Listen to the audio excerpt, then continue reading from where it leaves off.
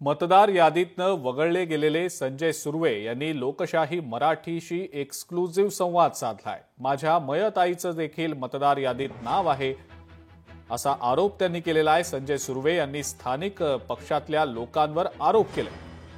संजय सुर्वे यांच्यासोबत आमचे प्रतिनिधी भूषण शिंदे यांनी संवाद साधलाय, पाहूया।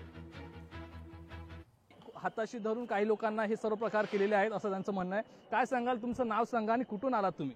भाऊ, मी लोकशाहीचा प्रथम आभारी आहे की मी आज या सत्याच्या मोर्चासाठी कोल्हापूर गडिंग्लजमधून इथे आलेलो आहे आणि मी कुठल्याही राजकीय पक्षाचा सदस्य नाही, मी एक नागरिक, सामान्य नागरिक म्हणून आलेलो आहे।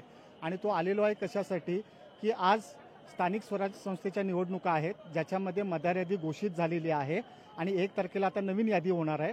तर या यादीमध्ये आमची नावं नाही आहेत। तिचं माझ्या वडिलांचं हयात असताना पण नावं उडवलेली आहेत आणि माझी आई 2019 मध्ये मयत झालेली आहे आणि त्याचबरोबर माझी काकू वगैरे ही सर्वांची इथं नावं आहेत।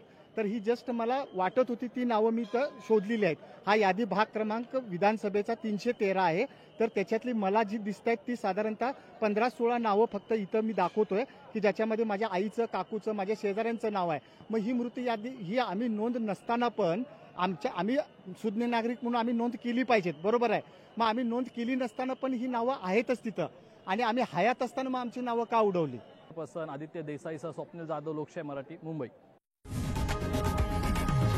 लोकशाही मराठी, ऐका, पहा, जागरूक रहा।